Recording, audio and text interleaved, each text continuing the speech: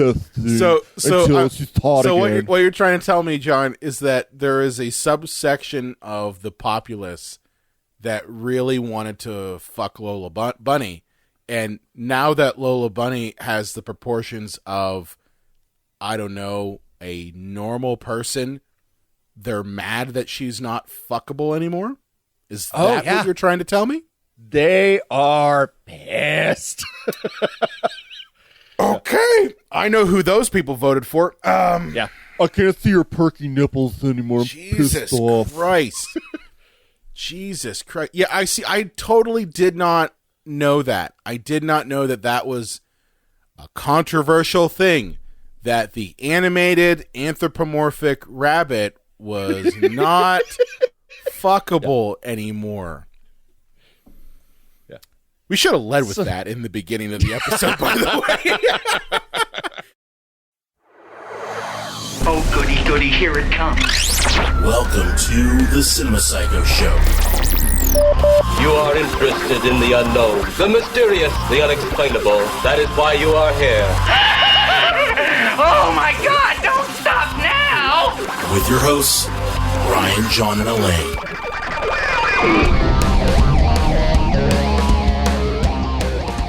Welcome to the Cinema Psycho Show, the madhouse for film freaks and film fans of all types. I'm your host, Brian Connington, joined by my fellow co-host and filmmaker, John Woolscroft. When I get out of here, I'm going to Kathmandu, motherfucker. What the hell does that mean? You never heard that song, Kathmandu? No. Oh, well then, yeah, of course that makes no sense. It's You mean like the old one? Yeah. Yeah, what does that have to do with Space Jam? Oh, nothing. Okay. Last week, you complained that all my random intros had something to do with the episode, and now I'm pulling just nonsense out, and and now you're bitching. Yeah. Okay. Yeah, you're right. I should just keep my big fat mouth shut, shouldn't I?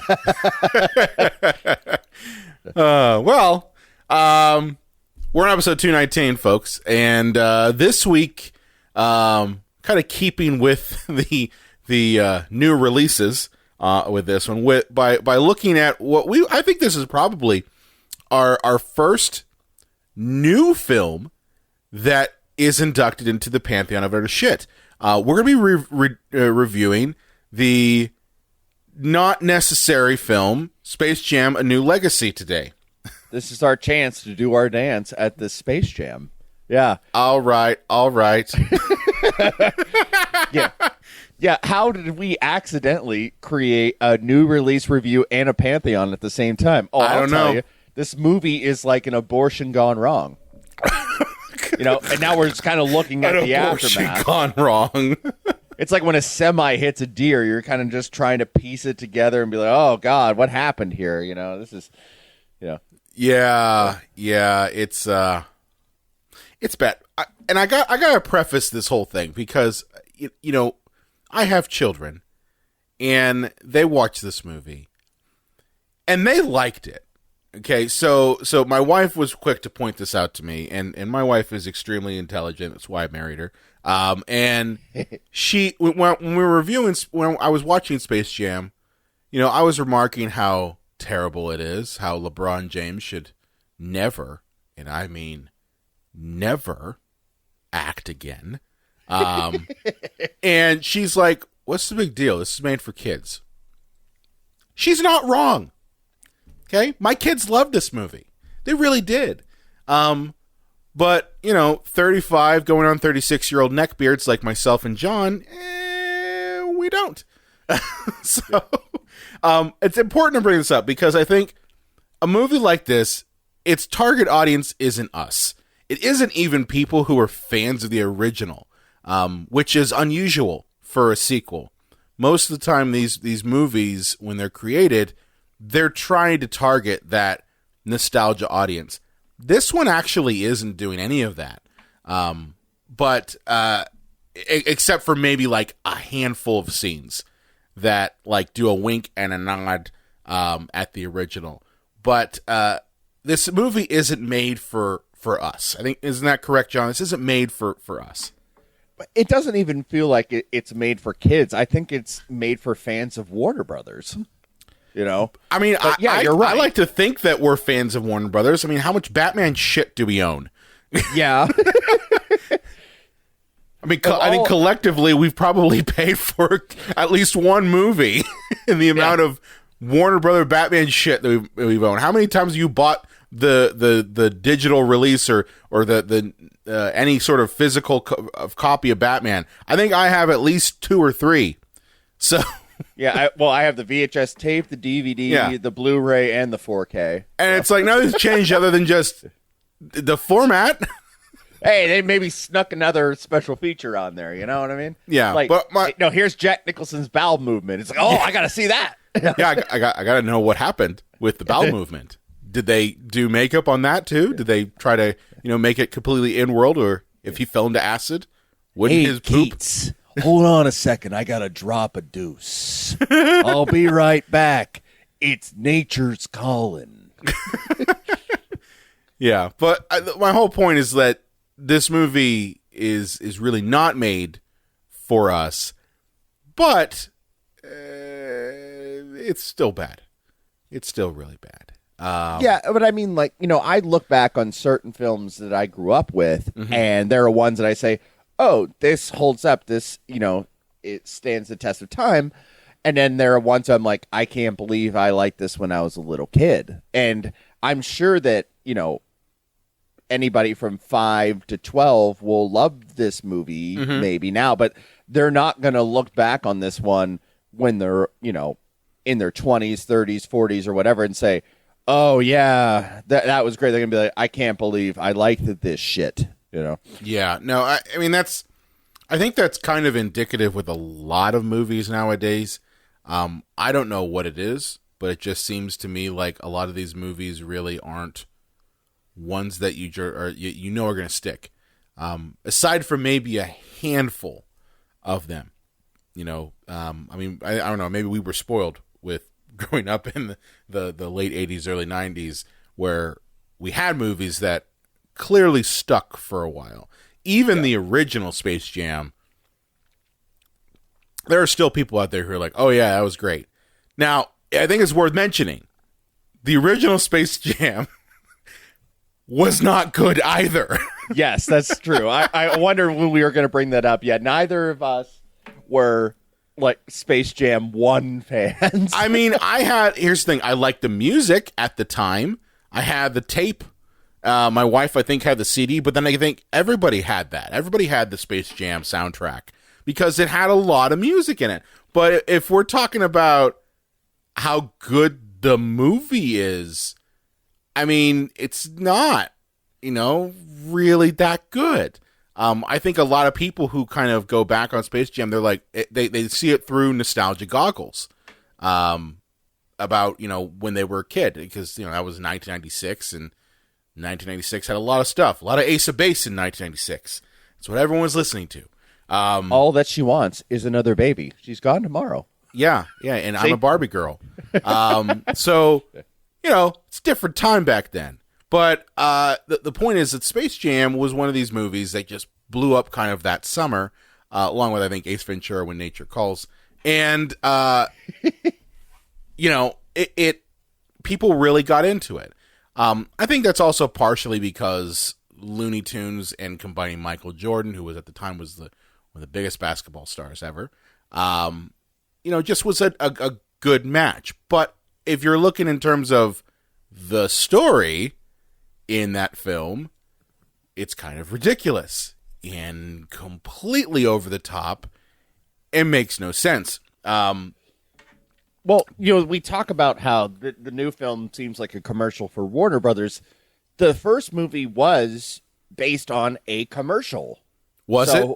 Yeah, there was a lot of NBA stars fucking around with the Looney Tunes, and they decided to turn it into a movie. So the first movie is based on a commercial. So It's always been a product to sell McDonald's or Nike or what have you. So I think there's literally a scene, I believe, when what's his face, the Newman from Seinfeld, literally sputters off about 5 different brands when talking to Michael Jordan. He's like, lace up your Nikes, eat your Wheaties, and we'll go to a McDonald's to get a Big Mac on the way to the ballpark. And you're just like, what? And hey, I'm just glad that he survived that liquor from, Jurassic Park, Yeah. Right. Yeah, he didn't get the spit in his eyeballs. And clearly we all thought he was dead. But well, Brian, as we brought up 100 times in the show, we met in graduate school. Yeah. And, I played sports growing up, but that didn't mean I had some emotional attachment to sports films. If they were good, they were good. Yeah. If they weren't, they weren't. But I remember, two guys, I don't think I'll just slap their names on here, Yeah. But they fucking loved Space Jam, and they were big-time athletes growing up. And Really? And I think the two guys I'm talking about. We'll We'll call them Talski and Blue Steel. Okay. Okay. Yeah. Yeah. And Talski and Blue Steel. So they just have like a huge emotional attachment to this movie. And I remember saying I was like, oh yeah, Space Jam. Well, what a piece of crap that was. And both of them went pale and went, you take it back. You don't besmirch the good name of Bugs Bunny. Yeah. I don't think anyone's besmirching the good name of Bugs Bunny and Lola Bunny, used obviously as a sexy lamp. But I'm sorry, it's not good. It's not really that good. It's okay for the time, and it's okay when you are 11. But I'm sorry if we're comparing movies here. I can look at Who Framed Roger Rabbit, which I would say is comparable to Space Jam. And I'm sorry, Who Framed Roger Rabbit is about 1,000 times better. Yeah, I got that movie on Blu-ray. It's 1,000 times better. And it's the same sort of premise. You have actual human beings interacting with cartoon characters. It's the same premise, but you know what the difference is? One's not used as an advertisement. One has more of a cohesive plot. Okay? And one has actors, which I'm sorry to say this, and this kind of wraps back around to Space Jam: A New Legacy, but maybe when you're thinking about getting a athlete to act in a film, maybe realize if they can act or not. Because in both of these films, I'm sorry, Michael Jordan cannot act, and neither can LeBron James. And LeBron James, Jesus Christ, the man literally was at Neil Breen levels of acting. At least I felt. I don't know if I'd give him. I'd go that far. Yeah, I would. Literally, he was reading the lines off the page. Brian, he tried his hardest. Are we sure? Are we sure he tried his hardest? Well, here's the best part.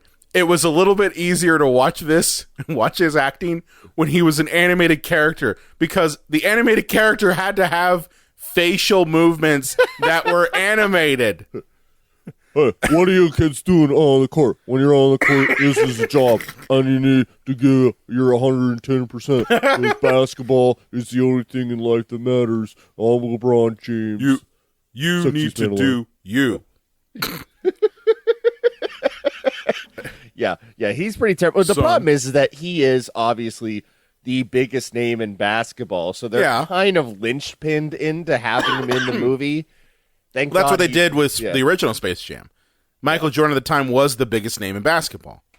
But here's something that almost works for Michael is that he, in all of his ads, played the cool, calm, collected guy, and everybody around him was a jerk, and and all he had to do was just say a quick catchphrase or something. He didn't have to really act that much, and that's what he brought to Space Jam. In this one, LeBron, they're kidnapping his family and everything. And he's like, oh no, my family. I need to win the basketball game to get my family back. Roadrunner, you need to do a layup. Meep, meep. Oh, no, you got to focus on the game. It's just, he has to try a lot more. It was custom built for Michael in the first place. This one, not as much for LeBron. No, and I think that may be the reason why this feels more like a Warner Brothers commercial rather than a sequel to Space Jam. Because I think they probably were like, listen, this whole acting thing with LeBron James and the story, really not that great. So maybe we'll just throw in like all of our properties into this. And this movie actually has, I think, all of their properties in it. At least the ones that have come out in the past 30, 40 years. But I think that may have been because of the paper thin plot and the even thinner acting skills of LeBron James. Well, this movie actually is fairly clever in the sense that it is a remake of the first Space Jam. So what they can do is attract the nostalgia audience and bring in the new kids, the young people. It's the complete opposite of the Power Rangers movie that we did like a couple of years back, where I'm thinking to myself watching this, I'm like, no little kid can get any enjoyment out of this movie. This movie is made for people my age who grew up and loved Power Rangers. Like, they're basically screwing themselves over from the little kid audience. This one is taking care of three things: getting the nostalgia view, getting the new view, and hawking all their Warner Brothers properties. How successful it does with either of those is really up for debate. But I think a lot of this is influenced by other movies like Ready Player One that did a very similar thing. The only difference between that is, at least with Ready Player One, it was not an advertisement for every single character. They just were there, and it made sense why they were there. In this film, it doesn't make any sense why at a basketball game in the serververse at Warner Brothers, why Voldemort and Mr. Freeze and the Joker from 1989 and everyone who in their mother from all the past Warner Brothers films are in the basketball game. It doesn't make any sense. By the way, they cut out Pepe. They cut out Pepe, but they have children murderers and rapists in the audience. Yeah, they do. Wait a minute. They have, like, I think I saw Pennywise in there, but my point is that if they wanted to go this route, it needed to make sense. I guess from their perspective, they're like, well, this is inside our servers. Why wouldn't all of our characters be there?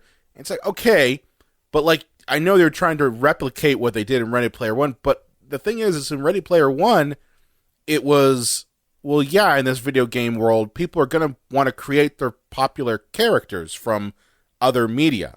So why would they not do that? That's why the DeLorean's in there. That's why there are a bunch of other things. And like, I think Batman's Batmobile is in there.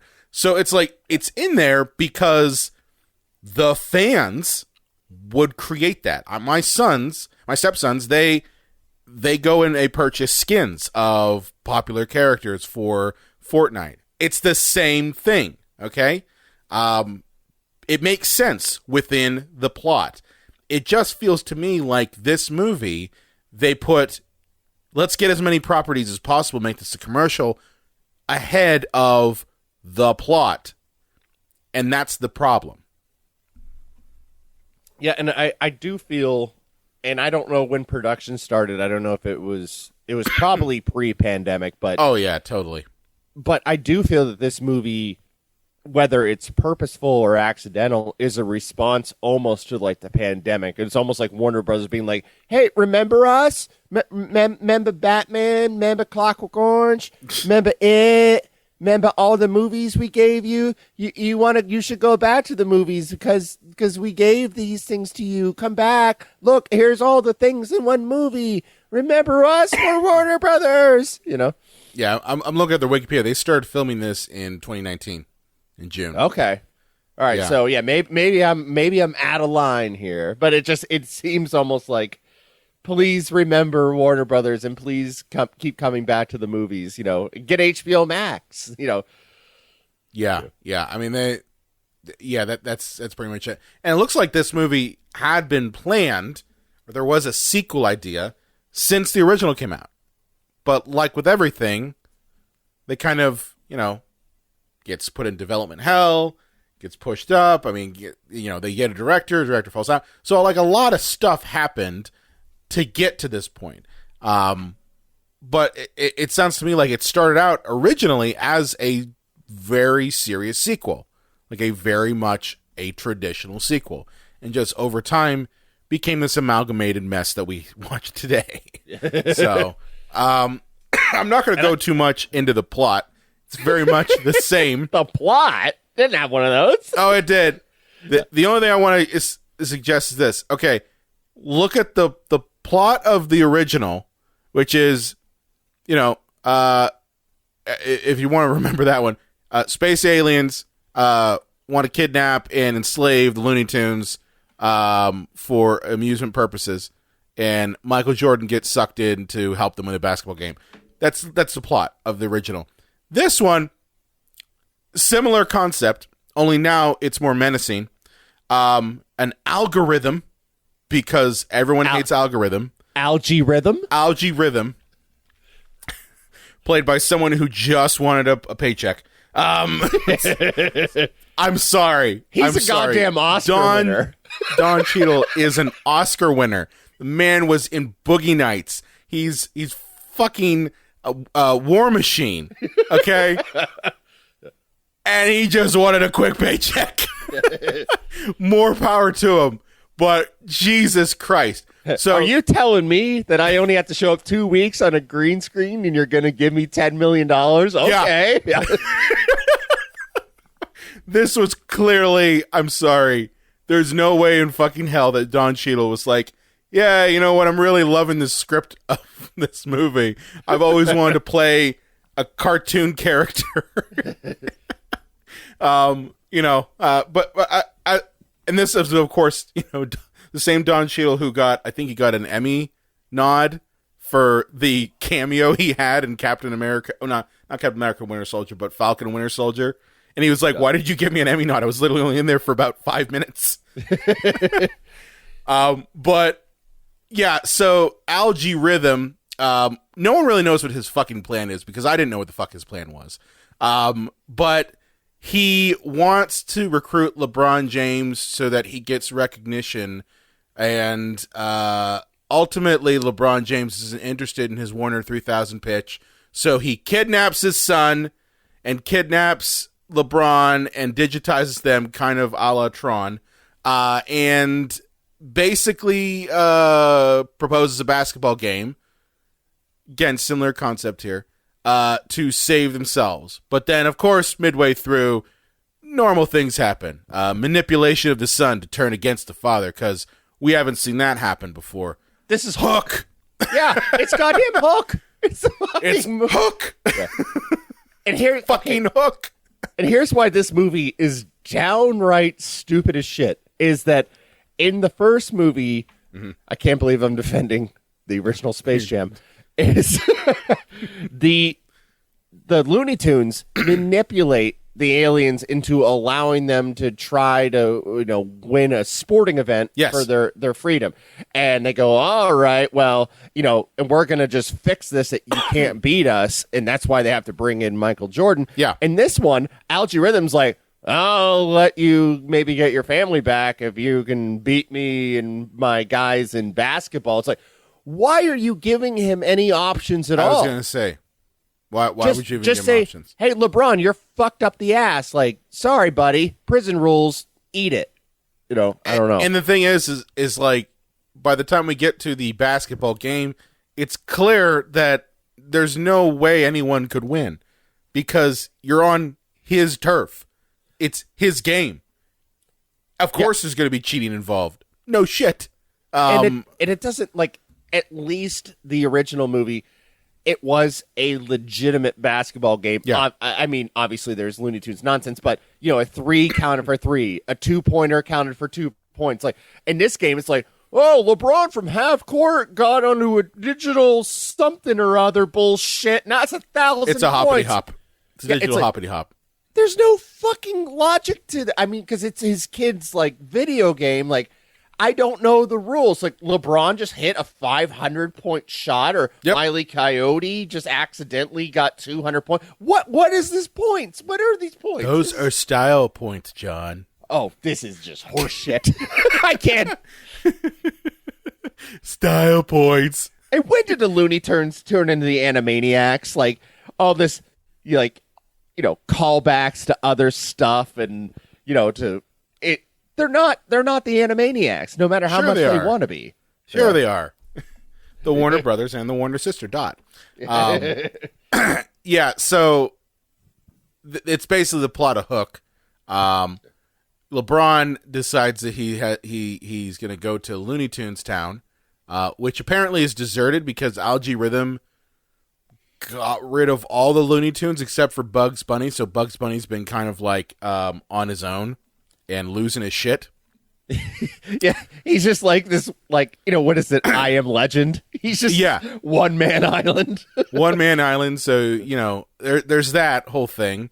They start recruiting their old friends, and of course LeBron's like, oh yeah, we got to get like Trinity from the Matrix, and we got to get all these other properties. Iron Giant. He's thinking like, I need tall people and people who have speed. But instead they just get all the Looney Tunes because none of those actors want to come in. Because this movie needs to happen. By the way, I love that LeBron didn't accidentally mention something from like another property, like, oh, we need to get like Iron Man. That's Disney, Doc. He knows that would have all the Warner Brothers properties. That would have been good writing because that's a good thing. It talks a little bit. It's like a breaking the fourth wall there. So they recruit all of the Looney Tunes characters, and they have the basketball game. It's important to make and mention here that LeBron, the whole impetus for all this is because LeBron he's the shittiest father ever. Yeah. He is the shittiest father ever. Yeah. Yeah. He needs to have a razor thin arc, which they just introduce in the first 2 minutes of the movie so they can resolve it in the last 2 minutes of the movie. Yeah. No, you're going to play basketball. You're going to play basketball. Dad, I have other interests. Basketball. And it's like, oh, wait, there's more to life than basketball. Get your head in the game, 100%. The beginning. Other quotable sports reference. Teamwork. In the beginning of this movie, it's supposed to be inspirational, but it's the saddest thing I've ever seen. Like, here's LeBron James, who's, by the movie is like this lonely kid who gets a Game Boy. And by the way, his friend's Game Boy that he throws out later. He throws it away. That's kind of a dick move there. It's his friend's Game Boy. And he's like, yay, games, this is fun. I'm using my imagination. This is fun. And his coach is like, get your head in the game, LeBron. Do you want to be the greatest of all time? Do you want a Nike shoe, contract? Do you want a Nike shoe? Yeah, and he's like, oh, okay, I'm going to do nothing but basketball, and I'm going to miss out on so much of my life to be the greatest of all time. It's almost like the whole, Joe Jackson, like he beat greatness into his kids. Yeah. No, you can't look at it that way.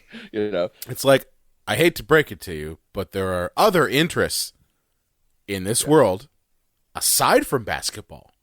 Yeah, and everything's about balance. I remember there was when Sidney Crosby came to Pittsburgh, like his rookie year, there was this commercial where it's showing hockey arena after hockey arena. He's like, this is my, prom. This is my graduation. This, and it's supposed to make him look like, oh, he's just trained all the time to be this. I'm like, this is the saddest thing I've ever seen. This isn't inspirational. I feel bad for Sidney Crosby. He missed out on so much because he just was practicing all the time. The thing is that, and this speaks beyond just this movie, but I think it speaks to kind of like our attitude towards our athletes and towards sports is win at all costs.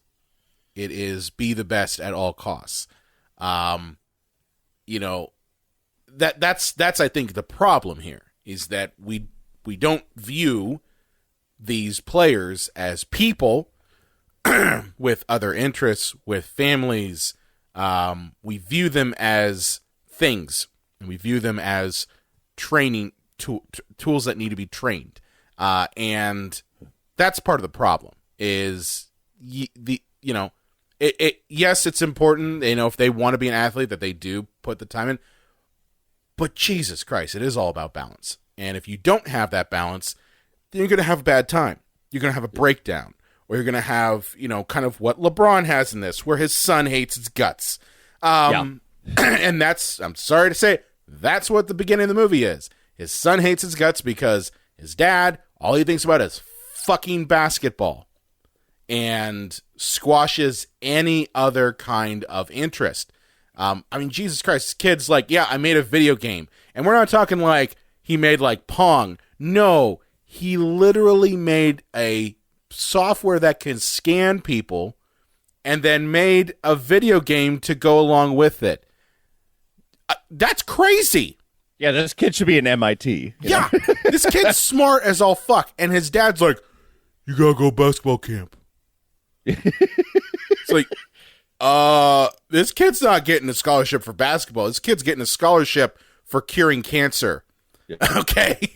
The rate he's even going. More than that, at like the castle that LeBron lives at, his two kids are just like messing around on the basketball court being kids. And he's like, hey, you got to respect the court when you're on here. Between these four lines, this is work. And it's like, they're just being kids, They're dude. children.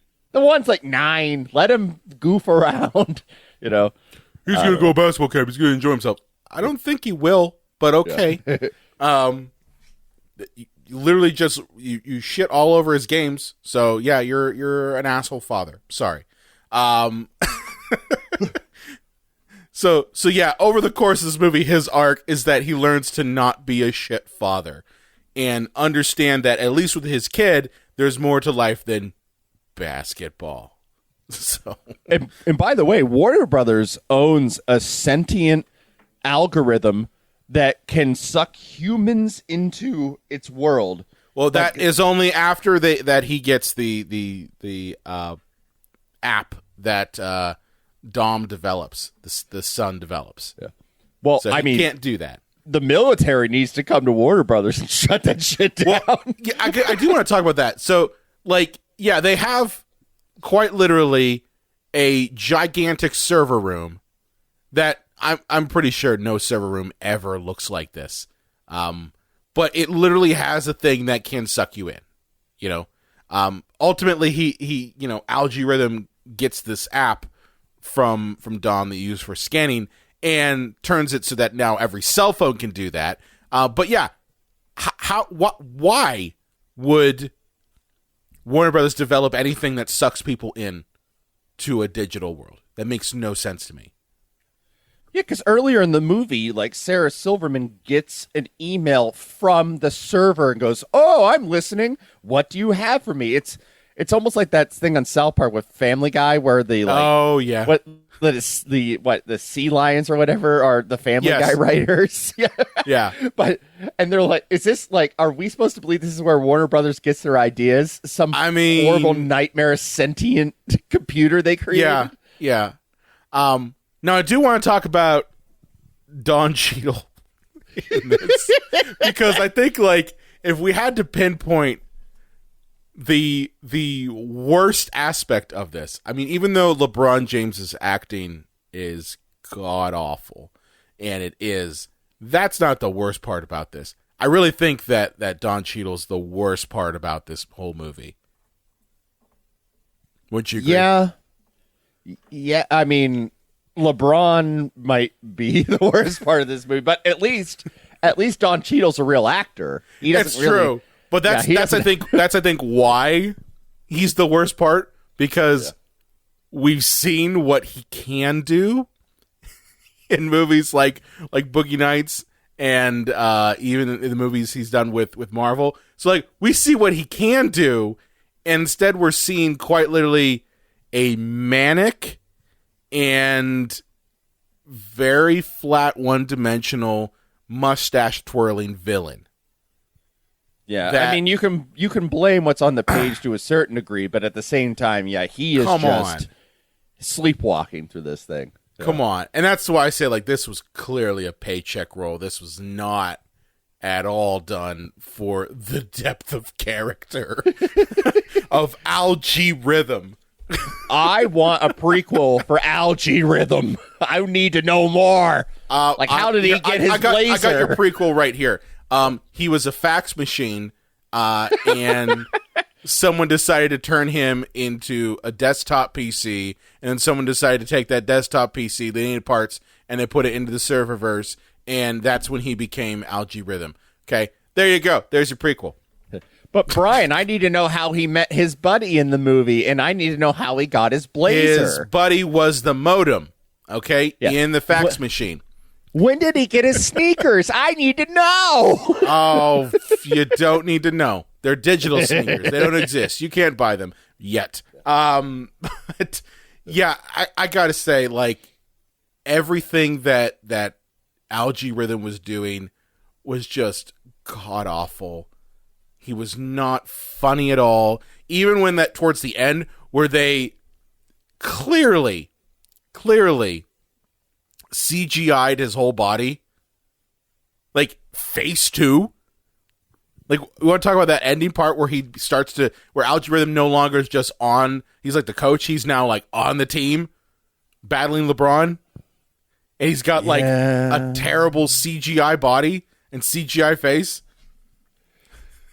I mean, you know, in fairness, everything looked like garbage, so it just kind of fit. It just kind of fit. Yeah, but the point is, like, everything else looked like garbage because it was a digital world, and Algae Rhythm's face was normal until he transformed into a basketball player, and suddenly his face looked plastic. Yeah. It wasn't Rock levels at the end of the Scorpion King. You know, when he's like the giant 3D tarantula. but yeah, it wasn't that bad because we can't go back to PlayStation 2 graphics in movies, but yeah, it wasn't great. Well, like the whole time watch, I'm like, did they just like stick his face onto a CGI character, or did they actually just like build a Don Cheadle face? And they had him do like mocap. Probably, yeah. My guess is they built a Don Cheadle face. But there's like a moment there where you're just like, I think they stuck his face on that character, and it doesn't look good. But yeah, now that you mentioned that part, and you mentioned about the how everything looks, do you want to talk about how ridiculous this serververse in this basketball game actually looked?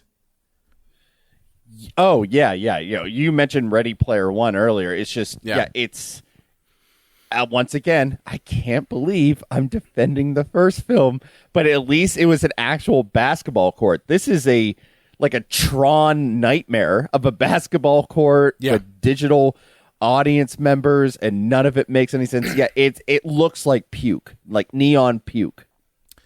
It looks kind of like if you took, I guess Tron is kind of the best one. Tron Legacy. If you took all of Tron Legacy and you ate all that like a burrito, and then you pooped and you shit out all of that, this is what you'd get.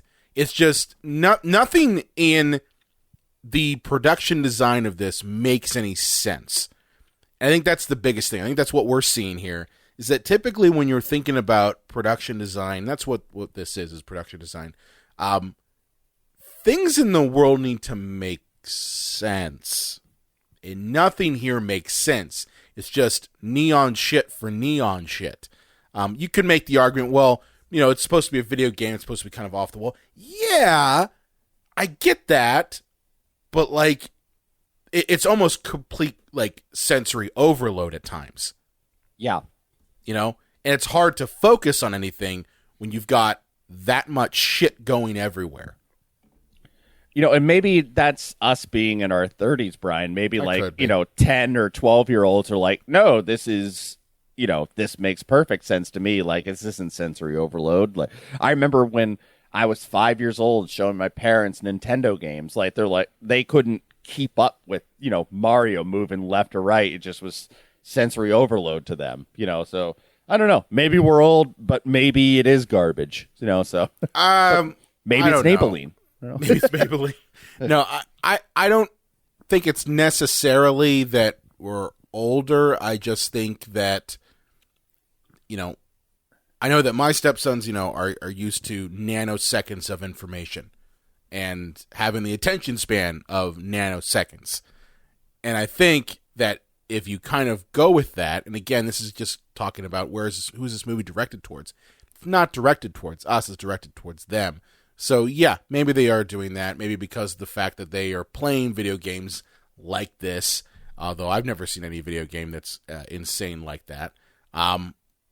Maybe that's what they're doing. But either way, I know I felt that it was distracting from everything else. I don't want to say distracting from the plot because the plot is paper thin. Which I gotta say that, speaking of the plot, Algae Rhythm's plan, I know I mentioned this before, I still don't know what the fuck he wants to do. Yeah. Do you get it what he wants to do? Because I can't. I don't know. And what does he really succeed if he beats LeBron in a basketball game? Won't nothing change? There's nothing on technically. He's fighting for his family, but why did Algae Rhythm kidnap his family in the first place? It's all because LeBron said that he thought the surfer was stupid. Yes. So he's challenging to a game, but he's going to enslave his. So he's fighting for his family, but what is Algae Rhythm's greater goal? None of this makes sense. That's what I'm saying. Get to the basketball game, idiots. Here's a lot of Warner Brothers stuff. Look at all the lights, dummy. Yeah, but at one point, Algae Rhythm says, I want to do this so I can get recognition. Recognition for what? Clearly everyone at Warner Brothers gives you recognition, right? That's why you have Sarah Silverman, who takes Algae Rhythm's email and rolls with it, right? Yeah. Okay? So there's your recognition right there. That you have a studio executive who's like, oh, yay, this algorithm's great. Look what it did. It says we need to do stuff with LeBron James. One, so there's that. Secondly, this whole Warner 3000 thing, I can't tell you what that actually is. I still can't. I tried thinking about it. I'm like, what the fuck is Warner 3000? Because all they do is just show LeBron James being in a bunch of movies. And I'm like, what does that even mean? I think the idea is that they can digitally replace Humphrey Bogart with LeBron James in Casablanca. I think that's the whole plan. So is it VR? Yeah. Is that all it is? Yeah, yeah, maybe. I don't know. I don't know, but that's what I'm saying. I don't know what that is. Listener, please tell me if you know what the hell Warner 3000 is in this movie. If you like this film, let me know, because I still have no fucking clue what the hell this is. Secondly, okay, so he doesn't like the fact that LeBron poo-poos his idea because it's a stupid fucking idea. And unfortunately, this movie is rated G, so you can't have LeBron say that's a stupid fucking idea. Any normal person would say that. But then we get to okay, I'm going to kidnap your kid. You got to play him in basketball. And then suddenly it's, okay, you got to play him in basketball. And if you lose, now not only do I keep you and your kid, but now I keep all of the people that I've stolen through cell phones. But why do you want to keep all those people? So he can get recognition. But do you get what I'm saying? Oh yeah, 110%. This is probably, and that's why I say that I think Algae Rhythm is the worst part of this movie, because I can't tell you what the man's goals are. At least with LeBron, I know what his goals are. Okay? Even with Bugs Bunny, I can tell you what his goals are. He wants to get the Looney Tunes back together because he's been in the Toon world all by himself. Okay? But I can't tell you what Don Cheadle wants. I don't know. And it really, that part was probably the most annoying part, aside from LeBron James' acting. That I simply don't know what the driving force of the main antagonist is. You know, and I do feel if there were executives at Warner Brothers who were being truly honest and not PR glossing this, they would say, why do you fucking care? We just had to get to the basketball game and do Looney Tunes jokes. So shut up and watch the game. You know, and that's not an answer. I'm saying that, like, yeah, they didn't really know either. It's just, well, people just want to watch LeBron play basketball with Bugs Bunny. So let's just get there however we can. I guess so, but I'm just saying, like, that part made me the most pissed off. The most pissed off about this. Yeah. Yeah. And, I mean, apparently the movie did okay. Financially, if you want to call it that. It grossed $57.8 million. 142 million other it got 200 million. I guess that's good. It probably cost him about, I don't think this would have gone over 100 million. I don't have any of the stats in front of me, but like, considering most of it is on a green screen, I can't imagine this movie being 200 million, like, you know, a Marvel movie or something. Like, oh, I got you one better here. I don't know if you saw this. Okay. I'm looking at their Wikipedia, and apparently there's a third one in the works. Oh, good. I got you better. Got you better. Apparently, Dwayne Johnson is involved as the lead and transitioned this over from basketball to wrestling. Okay, now I'm intrigued. Now they're speaking your language, right? I want to see Wile E. Coyote take a pile driver. Yeah. Intergender match where The Rock's beating the shit out of Lola Bunny. Intergender match. Oh, yeah. Yeah. But I can't. I hate this movie. Like, I really do. This movie just, it pissed me off more than it should have. Okay. Because on multiple levels, this movie doesn't make any sense. The plot is razor thin. And just, as I said, like, if your main antagonist's goals cannot be clearly defined, everything else falls apart.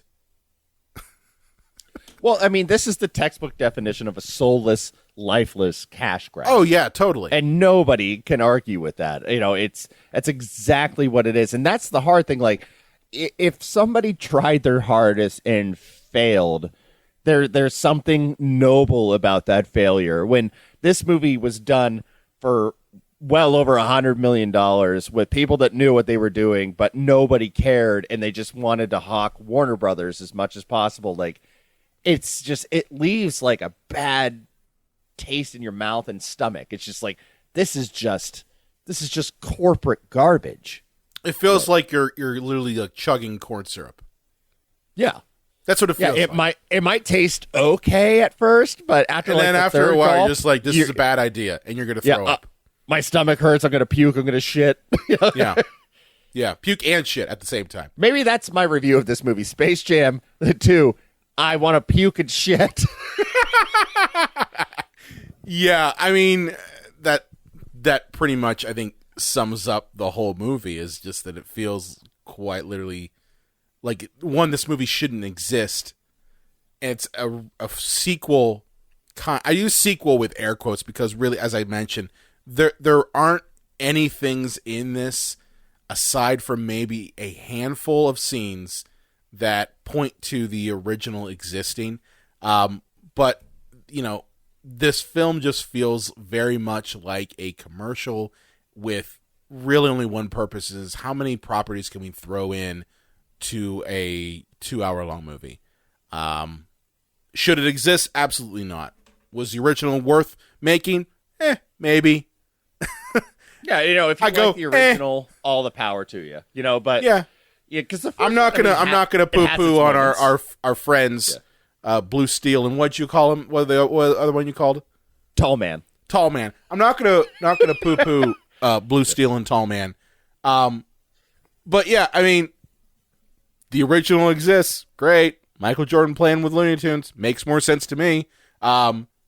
This one, though, there's no reason for this thing to exist. This is literally just a cash grab. If you're someone who does not like the fact that Hollywood puts out these movies.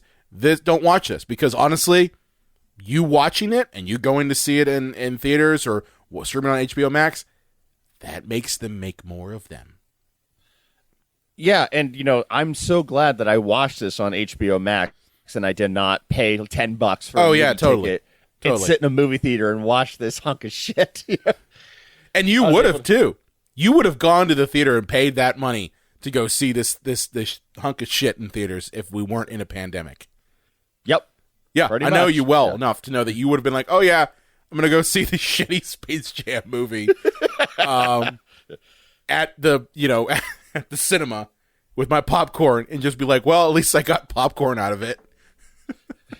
Well, the thing was nice about it on HBO Max, I could pause it and go, wait, what the fuck? I had a moment to kind of contextualize what I was seeing and being like, what the fuck? Just yell at the screen and then unpause and keep watching. See, I have kids around me, so I can't just scream what the fuck at the movie. Yeah. Like, I had to say that internally, just be like, every single time Don Cheadle's saying something, I'm just like, what the fuck? Why the fuck is he doing that? What the fuck is he saying? Like, you have an Oscar. Like, what the hell? Yeah. I don't have anything more to add in this movie. This is garbage. Your kids will love it, but you'll hate yourself for watching it. That's a good way to put it. Yeah. The kids will love it. I'm not going to say that this isn't a movie that they will hate. No. The kids will absolutely love it. It's the same thing with with Venom. I hated Venom, but I know my stepson really likes it. But it's one of those movies. Your kids will love it. You will hate yourself for watching it. And not just hate it, hate yourself. You will hate yourself. You'll be like, why? I just lost 2 hours of my life because of this crap film. I'd rather watch Boss Baby Back in Action, which I did see that in theaters, over this. Yeah, you took your daughter to that one. Yeah. That was her first movie in the movie theater. But yeah, I'd rather watch Boss Baby and Alec Baldwin voicing a infant than Space Jam: A New Legacy. Yikes. That's bad. Yikes. Yeah. And I would look forward to seeing Boss Baby back in action over Space Jam. Oh, yeah, but this was painful. But we got another painful one coming up, don't we? Another painful one. No, that's Batman Forever. Yeah, we're doing Batman and Robin. I can't think of any songs from that one. What is Gotham City? That was a song. Was that R. Kelly? That was R. Kelly, yeah. Yeah. Whoops. Whoopsie. Yeah. Whoopsie. Yeah. In about a week, in our next episode, we're going to be tackling Batman and Robin. Yeah. Which, because, it's that time of the year where we just go back to back on shit films. Yeah. Well, we were due for a Pantheon. We didn't know Space Jam was going to be the worst film of all time. We thought it might, but we gave it the benefit of the doubt. Well, when I saw the trailer, the poster for it, I'm like, oh, yeah, this is going to be god-awful. And it didn't disappoint on that end. Yeah. All right. Any final thoughts, John, on Space Jam: A New Legacy? Well, I think I summed it up when I said, it made me puke and shit or wanted to puke and shit. But I will also say this, something we haven't talked about in the episode yet. But for all of you weirdos on the internet that are mad that Lola Bunny was desexualized, all I can say to you is I'm so terribly sorry that the cartoon rabbit doesn't give you a boner anymore. Wait a minute. Are there actually people who were pissed off about that? Oh, yeah, because she was very, humanoid, sexy, if you want to say that about a cartoon character in the first movie, and they made her more of a normal-looking person in this one. Oh. And here's this is bullshit. She's not sexy anymore. This is woke culture. I'm still matching up titties. Her butt's not hot. I can't see her camel toe. I'm fucking protesting. So until she's hot again. What you're trying to tell me, John, is that there is a subsection of the populace that really wanted to fuck Lola Bunny, and now that Lola Bunny has the proportions of, I don't know, a normal person, they're mad that she's not fuckable anymore? Is that what you're trying to tell me? They are pissed. Okay, I know who those people voted for. Yeah. I can't see your perky nipples anymore. I'm Jesus pissed off. Christ. Jesus Christ. Yeah, I see. I totally did not know that. I did not know that that was a controversial thing, that the animated anthropomorphic rabbit was not fuckable anymore. Yeah. We should have led with that in the beginning of the episode, by the way. It was like, that's a good note we could have led with. Yeah. But that might, you know what, that might actually have to be our like little like segment I throw in the beginning just to get people to listen. Yeah, there you go. Bring it full circle. They there you can go. Hear it again there at the end. Yeah. Yeah. All right. Cool. Good talk there, John. Good talk there, John. So where can they find you at on the social medias? What social medias are you using? Perky rabbit titties. Oh, okay. No. Yeah. The Unreal J Wolves on Twitter, and I know I will again plug my YouTube channel as I will do any absolutely. chance I get. Yeah. J-Dub's Video Nasties on YouTube. Your newest one on the toy was great, by the way. Thanks, man. I gotta tell you that I really, really loved your newest episode you did on the toy, because I was expecting this to be really bad. But honestly, you kind of hit all the marks there.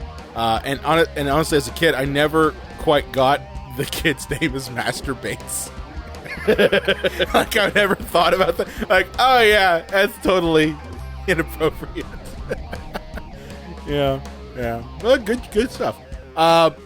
Be sure to check out us on Facebook, Instagram, and Twitter at Psycho Show. Also, be sure to check out our YouTube specific show, From the Concession Stand. We've got a new episode coming out fairly soon, I think this week, actually. Talking about a movie from Shudder called Slacks. Good little movie there. But you can also find us for this one. I've been. You can also find us on the Epicast Network, epicastnetwork.com. If you have a favorite movie or question you want to throw away, or maybe you are part of that rabbit fucking community, you can contact us at cinemapsychoshow.com and tell us why you're part of that community. I would really like to know. And be sure to subscribe or follow us wherever you listen to audio, and we will see you next time. Here's your chance, pissing shit at the Space Jam. All right.